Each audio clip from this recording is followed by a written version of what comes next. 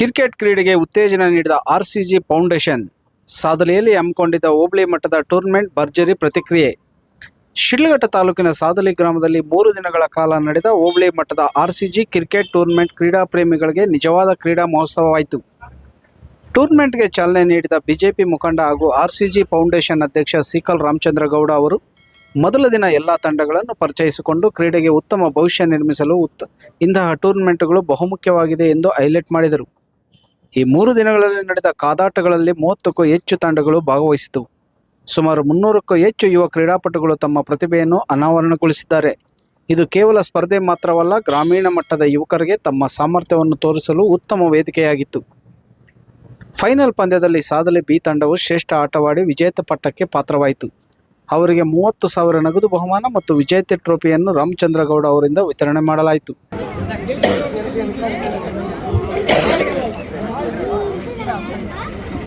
ಎರಡನೇ ಬಹುಮಾನವನ್ನು ಸಾದಲಿಯು 20,000 ತಂಡಕ್ಕೆ ಹಾಗೂ 3ನೇ ಬಹುಮಾನ ಚಿಕ್ಕದಿಬ್ಬೂರಹಳ್ಳಿ ಗ್ರಾಮದ ಪ್ರತಿಭಾವಂತ ತಂಡಕ್ಕೆ 10,000 ದೊರೆಯಿತು.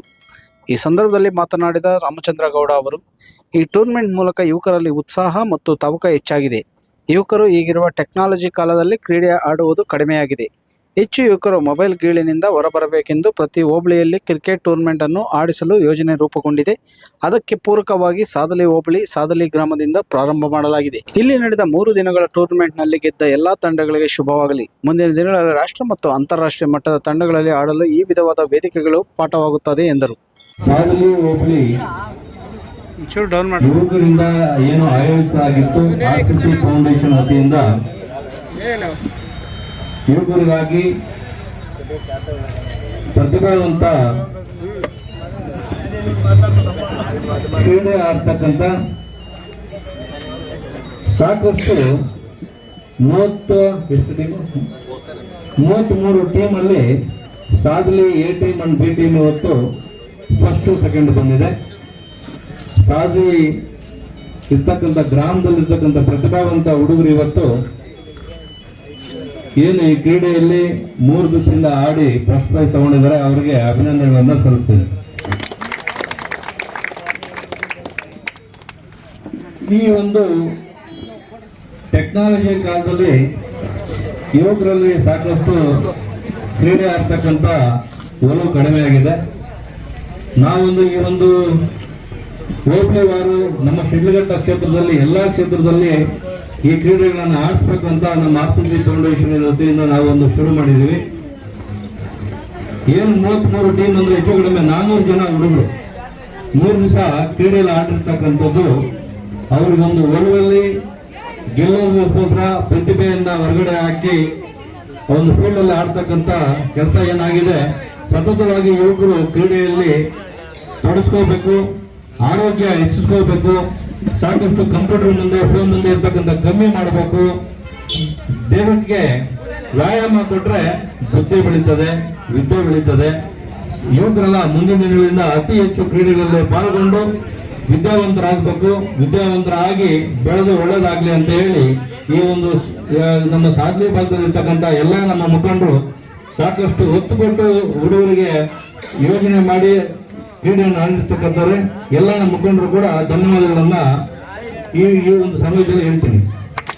ಹುಡುಗರು ಮುಂದಿನ ದಿನಗಳಲ್ಲಿ ದೊಡ್ಡ ಮಟ್ಟಕ್ಕೆ ಬೆಳೆದು ಒಳ್ಳೇದಾಗಲಿ ಅಂತ ಹೇಳಿ ಎಲ್ಲ ವಿದ್ಯಾರ್ಥಿಗಳಿಗೆ ಇರ್ತಕ್ಕಂಥ ಎಲ್ಲ ಯುವಕರಿಗೆ ಒಳ್ಳೇದಾಗ್ಲಿ ಅಂತ ಬಯಸ್ತೀವಿ. ಸಾಕಷ್ಟು ಮಳೆ ಇದ್ರೆ ಕೂಡ ಮಳೆಯಲ್ಲಿ ಕೂಡ ವಿದ್ಯಾರ್ಥಿಗಳು ಯುವಕರು ಈ ಒಂದು ಕ್ರೀಡೆಯಲ್ಲಿ ಆಟ ಆಡಿದ್ದಾರೆ.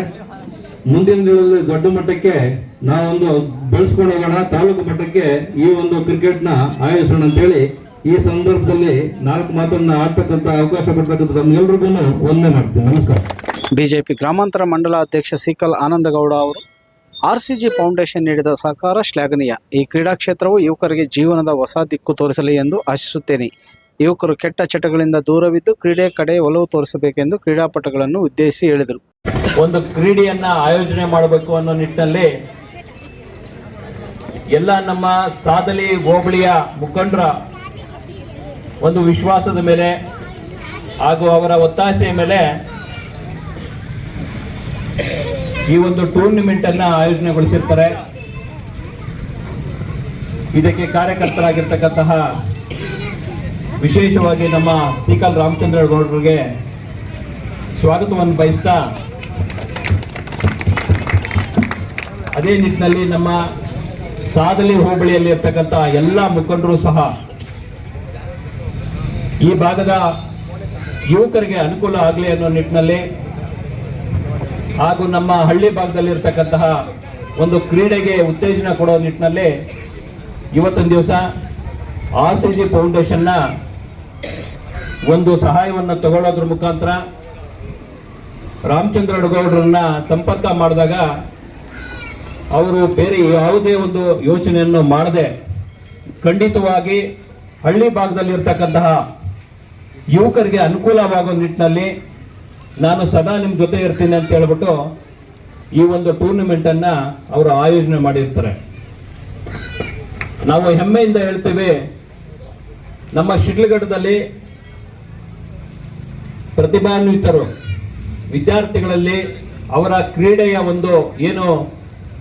ಒಂದು ಪ್ರತಿಭೆ ಇರುತ್ತೆ, ಅದನ್ನ ಕೇವಲ ಟೂರ್ನಮೆಂಟ್ ಸಮಾರಂಭದಲ್ಲಿ ಪಲ್ಚರ್ಲು ಸೋಮಶೇಖರ್, ಮಹಿಳಾ ಘಟಕದ ಅಧ್ಯಕ್ಷೆ ಚಾತುರ್ಯ ವೆಂಕಟಸ್ವಾಮಿ, ನಗರಸಭಾ ಸದಸ್ಯ ನಾರಾಯಣಸ್ವಾಮಿ, ತಿಪ್ಪಣ್ಣ, ವೆಂಕಟೇಶ್ ಗೌಡ, ನವೀನ್, ಎಸ್ ಕುರುಬ್ರಳ್ಳಿ, ಅಶ್ವಥಪ್ಪ, ಶ್ರೀನಿವಾಸ್, ನಾಗರಾಜ್, ಕೇಶವರೆಡ್ಡಿ, ಪ್ರಸನ್ನ, ಆಂಜಿನಪ್ಪ, ರಾಮಣ್ಣ, ಚಿಕ್ಕನರಸಿಂಹಯ್ಯ, ಆನಂದ್, ವೆಂಕಟರಾಮರೆಡ್ಡಿ, ಪುರುಷೋತ್ತಮ್, ಬಂಗಾರು ರಾಮಕೃಷ್ಣಪ್ಪ, ಪ್ರತಾಪ್, ಶ್ರೀನಿವಾಸ್, ನರಸಿಂಹಮೂರ್ತಿ, ಬಾಲಕೃಷ್ಣ, ತಲ್ದುಮ್ನಳ್ಳಿ ಮಧು ಸೇರಿದಂತೆ ಹಲವು ಪ್ರಮುಖರು, ಬಿಜೆಪಿ ಮುಖಂಡರು ಹಾಗೂ ಕಾರ್ಯಕರ್ತರು ಉಪಸ್ಥಿತರಿದ್ದರು.